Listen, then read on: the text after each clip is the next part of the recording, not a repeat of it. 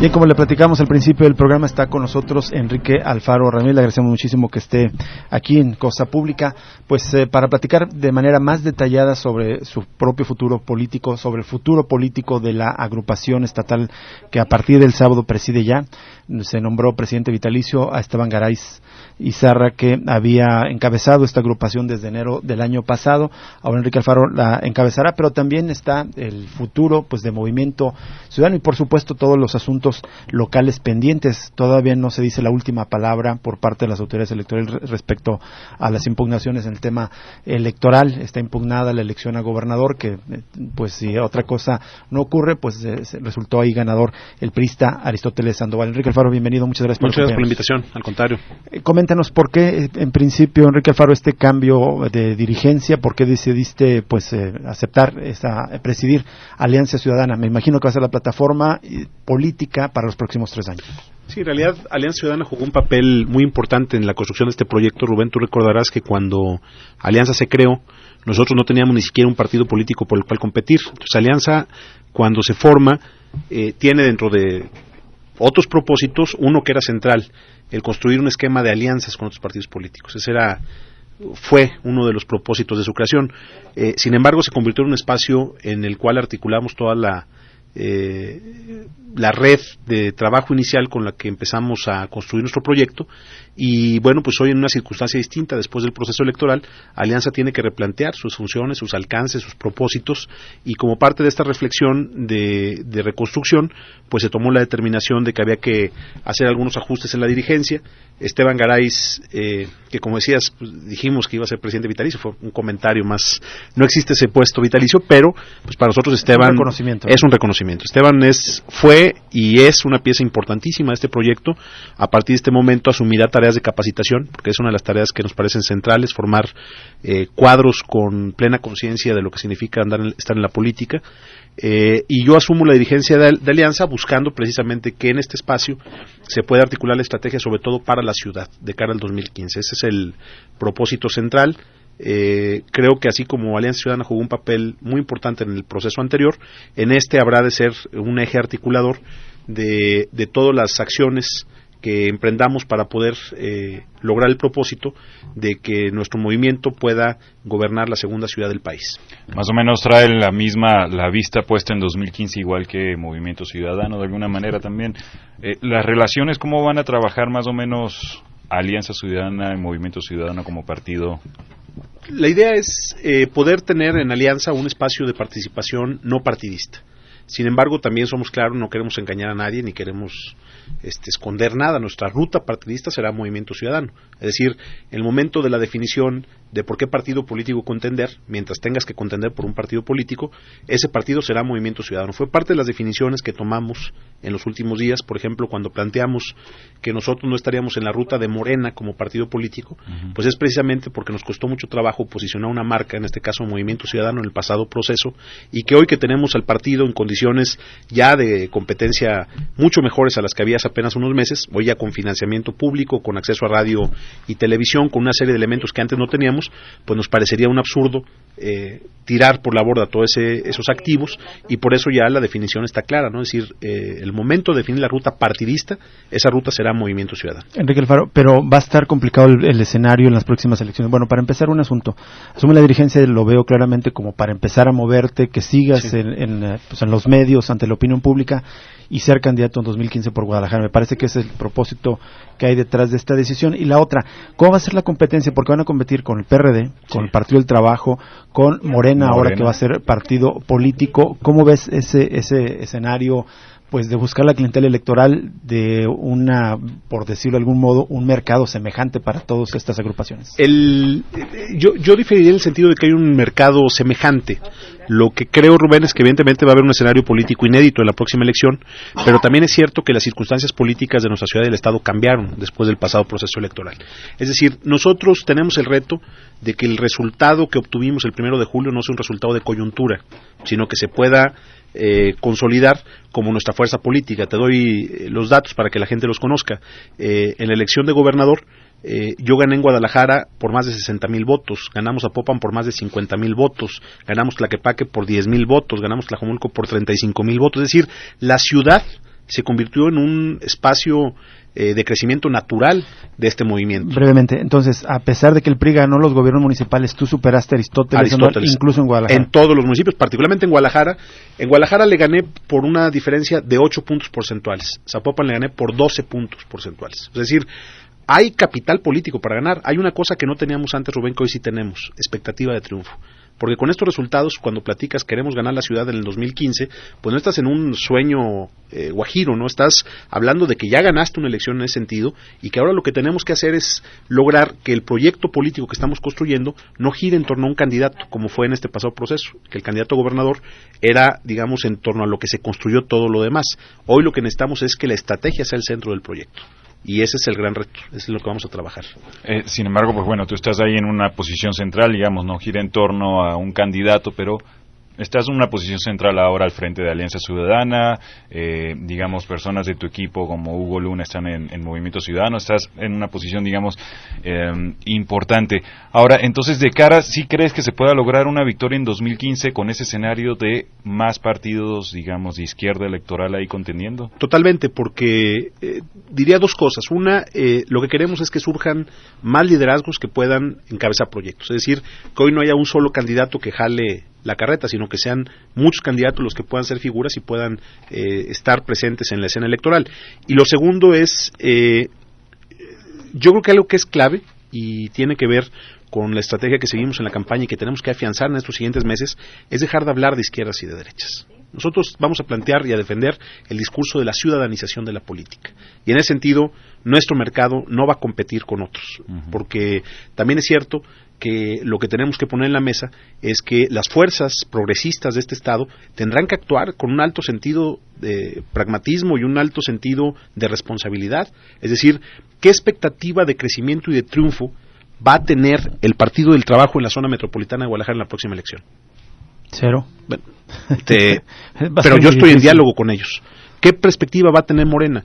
No lo sé, pero yo estoy en diálogo con ellos. Lo que tenemos que explicar es que para que pueda lograrse un proyecto de esta naturaleza, tenemos que entender en dónde estamos parados cada quien y actuar con mucha responsabilidad. Con el PRD no, por supuesto. No, ¿con qué PRD, Rubén? O sea, habría que hacer la misma pregunta. Yo ya dejé muy claro que con el PRD que existe aquí, con ese no tenemos nada que platicar. Sin embargo, mantenemos una comunicación cercana con Marcelo Ebrard, por ejemplo, y con él podemos construir cosas hacia adelante. Lo que hay que entender es que este es un ejercicio cuando menos de dos tiempos. El 2015 va a estar marcado por una estrategia estrictamente en función de una lógica local. Ya después de lograr nuestros propósitos y de construir nuestra fuerza nacional desde lo local, entonces el 2018 será otro tema, y ahí tendremos que platicar con todos estos actores, y lo diría, por supuesto, con Morena, ¿no?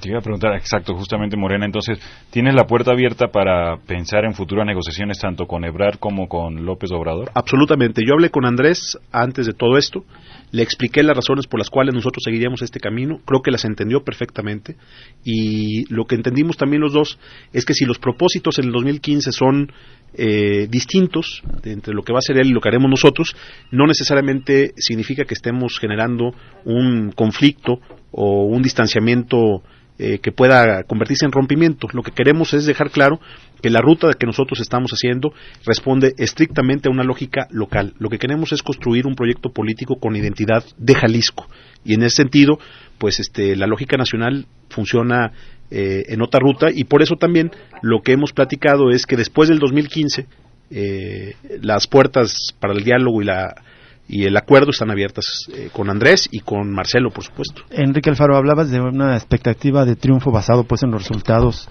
y ciertamente, o sea, si uno lo mira desde la perspectiva de la política electoral, la tuya, tu candidatura y lo de Alianza Ciudadana, esa apuesta, es una historia de éxito, de a partir prácticamente de nada, capitalizan y tienes mítines grandes, muchos seguidores y más de 1.100.000 votos. Además, pues lo capitalizaron también en 9 alcaldías, me parece, sí, varias regidurías, 5 diputados hasta este momento. Es una historia de éxito electoral, pero yo lo que veo, quiero preguntarte más bien, acerca de cómo mucha gente te dio el voto y te seguía en los mítines, te escuchaba. Me parece que es un asunto de que quería cambiar su vida de inmediato. Y sin embargo, pues ahora el discurso que tú les manejas es espérense 3 años, espérense 6 años para cambiar. Esto me parece que una de las cosas más tristes de la política, llamarlos a que te sigan, a seguir un proyecto, y porque ellos ya quieren ganar más salario en este momento, ellos ya quieren tener servicios, una escuela, un hospital. ¿Cómo lidias con eso? Es un tema muy complejo porque evidentemente se generó en esta elección una expectativa, yo diría nunca antes vista en el escenario político del Estado. Nunca había habido un voto cruzado como el que hubo en Jalisco. Es decir, que la gente votara por un partido en una elección y por otro partido en otra posición. Me parece que eso te habla de que la gente veía en el proyecto que encabezamos una opción de cambio real en el ejercicio de gobierno. Este resultado, como tú dices, de éxito en muchos sentidos, a mí me deja pues, un sabor agridulce, ¿no? Me hubiera gustado ganar la gubernatura y desde ahí hubiéramos podido hacer todo lo que planteamos en campaña. Sin embargo, el estar en esta posición implica volver a levantar la expectativa de la gente en que las cosas pueden cambiar en 3 años, pero no va a ser sencillo. O sea, yo también tengo los pies en la tierra. Leí un artículo de un periodista al que yo respeto mucho, a Pedro Mellado, hace unos días, y decía, la clave va a estar en no caer en la soberbia o pensar que ya ganaste. Es decir, ganamos por un margen muy amplio en la ciudad, pero eso no significa que vamos a ganar igual en el 2015. Lo que tenemos que hacer ahora es poner los pies en la tierra, entender y leer bien la nueva realidad, el nuevo escenario político y diseñar la estrategia. Mira, Rubén, la diferencia entre lo que hoy tenemos y lo que tuvimos que hacer antes de la elección es que nosotros este proyecto lo construimos en 11 semanas. 11 semanas antes de la elección no teníamos partido político para competir, estábamos con el PRD. En 11 semanas construimos una marca y nos convertimos en muchos sentidos en la segunda fuerza política del Estado. Hoy tenemos 3 años por delante y en esos 3 años una cosa que es fundamental es hacer una reflexión profunda para darle contenido al proyecto político. Es decir, no solamente un candidato rentable, sino un contenido muy sólido de qué defendemos, en qué creemos y que esa identidad pueda convertirse en el polo de atracción de los electores. Hoy tenemos que, insisto, construir un proyecto que gire más en torno a una visión de la política que en torno a una candidatura fuerte. Vamos a ir a una pausa y al regreso seguimos en esta charla con Enrique Alfaro Ramírez.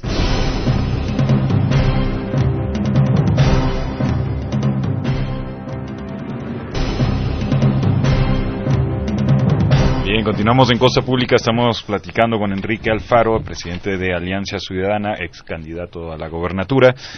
Estabas hablando al principio de los planes de Alianza Ciudadana, por una parte esa capacitación de nuevos cuadros donde va a estar Esteban Garay ahí al frente.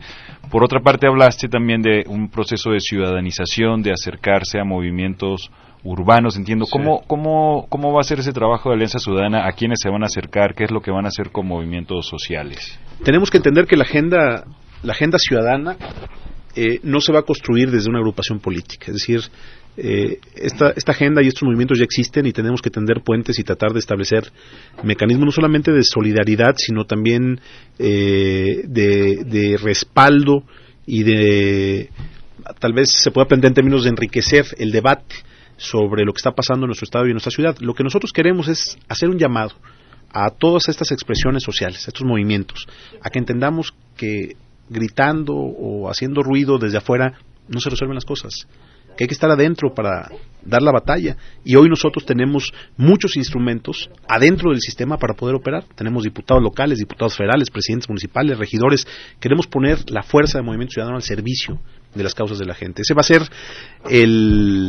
la clave de esta agenda de la que estamos hablando, y lo que pretendemos es que Alianza Ciudadana sea precisamente este referente que pueda articular esta relación de expresiones sociales con nuestros representantes populares y con la propia estructura de Movimiento Ciudadano. Pero lo que dices me parece que puede ser un poco pues complicado, riesgoso, hasta como de control de los movimientos. Bueno, para empezar difiero de que desde afuera no se pueda hacer algo. Lo que puede ocurrir es que más bien se intenten controlar a lo mejor o capitalizar muchos movimientos sociales que ya están, ¿no? Yo creo que evidentemente hay un riesgo de que se pueda tomar o malinterpretar el asunto, que queremos politizar movimientos que tienen otro perfil y que qué bueno que no se politicen. Lo que yo digo, Rubén, es que claro que desde afuera se pueden hacer cosas y se han hecho cosas, se han logrado cosas, pero cada vez es más difícil. Por ejemplo, el debate sobre los temas del Congreso. El Congreso como un asunto de la agenda pública. ¿Qué hacer? mantener el debate en los medios, en los tribunales, en un jaloneo que pareciera no lleva a ningún lado, o hacer un esfuerzo por desde dentro tratar de transformar el poder legislativo. Son válidas las dos rutas. Lo que nosotros queremos es poner la que nosotros tenemos al servicio de esta causa. Entonces, creo que en ese sentido, en muchos temas podemos ser más efectivos si desde adentro podemos operar también cosas para encabezar estas causas. Viene, por ejemplo, el debate, te pongo cualquier tema, la línea 2 del acueducto, Chapala-Guadalajara. Nosotros fijamos en campaña que no vamos a permitir que se construya esa línea 2, porque es un planteamiento absurdo. Cuando ese tema se lleve a la discusión pública, va a haber grupos ambientalistas que van a luchar contra ese proyecto, y nosotros tenemos muchos instrumentos para hacerlo también. Nuestros regidores en Chapala y en los municipios de la Ribera, nuestro presidente municipal en Tlajomulco, nuestros diputados en el Congreso. Ese es precisamente a lo que me refiero. ¿Cómo le haces para que esa agenda de temas ambientales, de movilidad, de representación política, puedan tener también una repercusión adentro del sistema? Y ese es un asunto complejo, pero que queremos intentarlo y que creo que puede funcionar. Yo tengo fe en que puede funcionar y en eso nos vamos a concentrar. O sea que así va a ser más regional, porque en algún sentido me dio la impresión de que iba a ser como más enfocado a la ciudad, todos esos acercamientos a movimientos. Tiene como prioridad la ciudad, porque evidentemente en la ciudad es donde más eco se genera en torno a la agenda pública, pero evidentemente hay asuntos que están discutiéndose en la agenda regional que también en la que también podemos tener presencia. La prioridad es la ciudad, la agenda metropolitana, pero también tenemos condiciones para operar, tenemos representación política en la enorme mayoría de los municipios de Jalisco. Entonces, en ese sentido, estar atentos al debate regional me parece que también es un tema importante. Y es que por ahí viene, la elección justamente de 3 años, ¿tiene algún sentido también electoral el que se concentre en la ciudad, no?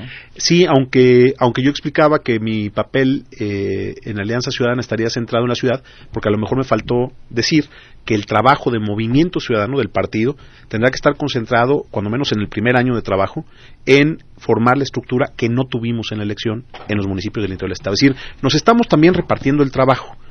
Movimiento Ciudadano tiene que construir esa base política que es indispensable para poder competir en elecciones. Nosotros pensamos que nos iba a alcanzar con la pura inspiración. La verdad es que nos enfrentamos a un aparato muy poderoso que hoy tenemos que contrarrestar con un trabajo del partido sólido en los municipios.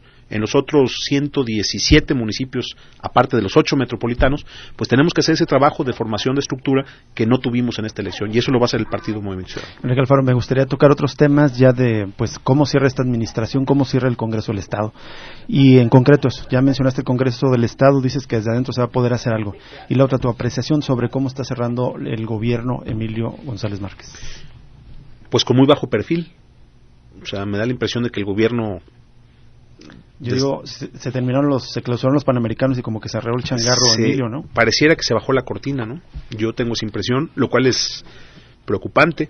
Veo que se están concluyendo algunas obras importantes, lo cual es bueno, pero yo veo a un gobierno del Estado, a un ejecutivo estatal ya despidiéndose todavía a varios meses de distancia del final de la administración, y yo creo que ese es un tema para revisarse, y la verdad es que en estos momentos de zozobra en muchos temas, el Poder Judicial con conflictos serios, en el Poder Legislativo, bueno, ya que te platico, yo siento que hace falta un gobernador.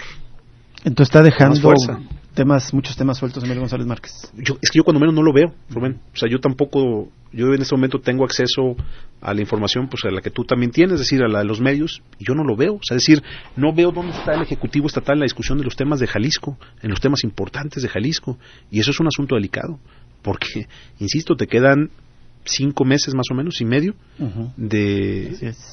antes del cambio de gobierno, y me parece que en estos 5 meses necesitamos un gobernador muy fuerte, un gobernador que cierre bien y un gobernador que coordine la transición, porque no ves al gobernador, pero tampoco ves a Aristóteles, no sé dónde esté. O sea, como que aquí nadie está encargado del changarro. Entonces, bueno, pues eso, más allá de lo político, como jalisciense, pues claro que... ¿Cómo te explicas esa postura de Emilio? Esa, pasividad o dejadez. Pues me imagino que debe ser difícil enfrentar todo lo que fue el resultado del proceso electoral, y combinado con el escenario nacional, pues yo veo también ciertos señales o síntomas de desánimo, ¿no? No podría explicarlo de otra manera. Sí, vamos a una pausa y si quieres al regreso nos contestas el tema del Congreso del Estado. ¿Cómo va a ser posible o cómo se imaginan desde Movimiento Ciudadano y Alianza Ciudadana meter en orden el despilfarro y el mal uso de los recursos por parte de los diputados? Vamos a la pausa.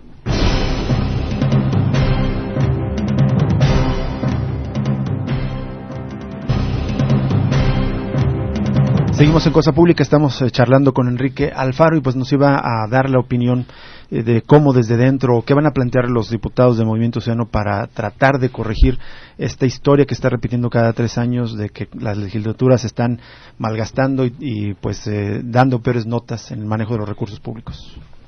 Los diputados de Movimiento Ciudadano fijaron ya una agenda en algunos temas que son importantes, no solamente en la agenda legislativa, sino en las políticas de austeridad en el manejo del Congreso. Yo creo que en ese sentido se tienen que hacer muchas cosas desde adentro, pero algo que es fundamental es hacer una revisión exhaustiva de qué fue lo que pasó en esta legislatura. Tiene que haber claridad, porque no se puede hacer un borrón y cuenta nueva. Yo lo dije cuando fui electo presidente municipal de Tlajomulco. Cuando sabes que se hicieron las cosas mal y no lo denuncias, te conviertes en cómplice por omisión.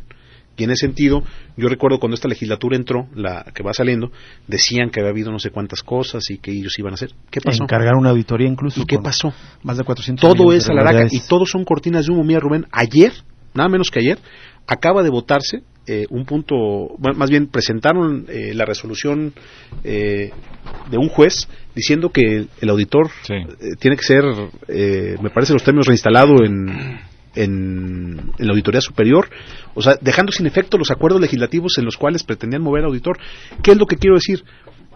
Inclusive el auditor a veces me parece, sin querer meterme a hacer defensas oficiosas, pero me parece cortina de humo. Cuando lo comparas con el atraco que se está cometiendo y la bronca que están dejando para la próxima legislatura, en esta actual legislatura, me parece que lo otro es un asunto bastante menor. Imagínate simplemente cuánto le va a costar en términos de los juicios que se pueden generar si no se hace una estrategia jurídica correcta para el inicio de la nueva legislatura, el tema de los supernumerarios. Así es. O sea, estamos hablando de un asunto de la mayor relevancia, un asunto de descaro brutal. Y yo creo que el punto de partida tendría que ser que los actuales diputados entendieran que tienen que ajustar cuentas con aquellos que hayan usado mal su función y que hayan hecho un mal uso de los recursos públicos. Y ese es el punto de partida de todo lo demás. Si no, no habrá credibilidad, Rubén. O sea, si no pasa nada con la anterior legislatura, pues me parece que ya empezamos mal y ese es el gran reto de los diputados. Y lo digo más allá de los diputados del Movimiento Ciudadano, yo espero que Miguel Castro, que lo he escuchado en un tono muy crítico sobre lo que está pasando, entienda que parte de este asunto es deslindar responsabilidades con quienes hayan actuado mal. Y justamente en el caso de los diputados del Movimiento Ciudadano, al ser la primera vez que participan como tal, como una fuerza allí importante, si en una de esas se ven ya inmiscuidos en las mismas cosas que hacen los diputados actuales, se perdió. Se acabó el discurso, se acabó la causa, se acabó todo. O sea, estamos conscientes de lo que tenemos que hacer.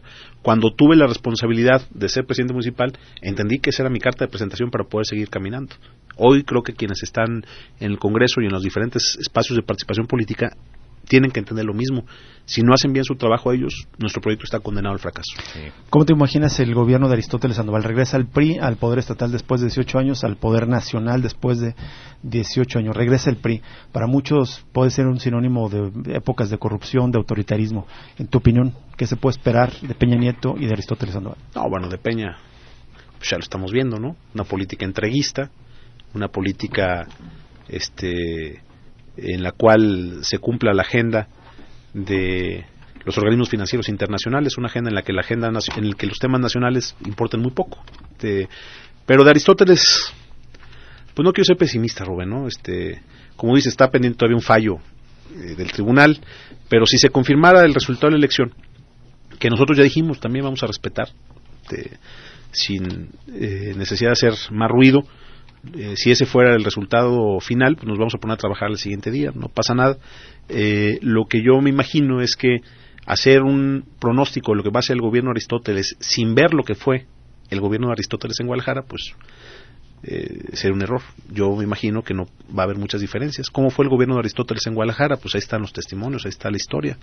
Es un gobierno que convirtió a Guadalajara en el municipio más endeudado del país, un gobierno con una agenda pública muy limitada, un gobierno con muchos señalamientos de corrupción, que te platico la historia de los casinos y de todo lo que se manejó durante estos años.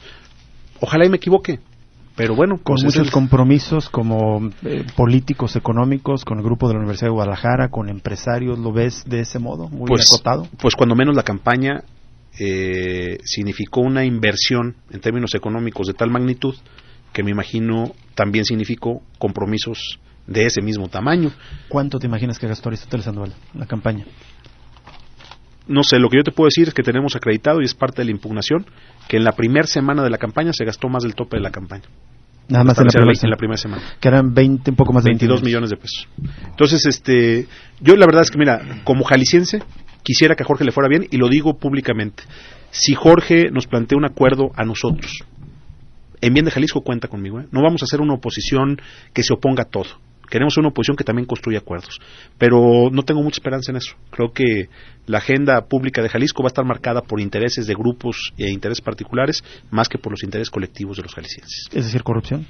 Pues yo creo que hay que estar muy atentos a que eso no pase. ¿Algún grupo en específico? Pues, ¿qué te parece el de Padilla y compañía, no? ¿Le va a ceder posiciones en el gabinete? Pues es que se están hablando de tantas cosas. Dicen que le van a dejar salud, que le van a dejar educación. Pues entonces mejor hipotécale el Estado, ¿no? Ese es el tamaño del problema que enfrentamos hoy en Jalisco, que nosotros lo señalamos en la campaña y que mucha gente alcanzó. 1.160.000 jaliscienses lo entendieron, que estábamos ante la posibilidad de que estos grupos de poder fáctico secuestren a Jalisco. Ya tienen secuestrada la Universidad de Guadalajara, ahora están tratando de secuestrar al Estado. Yo espero, de veras lo digo, por la amistad, inclusive la relación en terreno personal, ojalá y Jorge Aristóteles no lo permita, pero ese es su reto personal. Él tendrá que decidir qué tipo de gobernador quiere ser. Ojalá rompiera. Si quiere ser gerente o quiere ser gobernador. Ojalá rompiera con ese grupo. Ojalá y Jorge se legitimara, fíjate lo que digo. Yo, antes que como político, como jalisciense, lo primero que quiero es que a Jorge Aristóteles, si es gobernador del Estado, le vaya bien. Dicho de otro modo, en el tema de enfrentar, que ya no crees que el poder fáctico de la UDG podrían ser incluso aliados. En algunos temas de la agenda de Jalisco, sí. ¿Por qué no? Porque tampoco. ¿Como ese? Claro, o sea, como ese, por supuesto. Tenemos muchísimas llamadas que ustedes nos han hecho. Gracias, les recordamos 38 13 15 15, 38 13 14 21. Manuel García Pérez dice, explique algo de la ideología de género. ¿La política de género?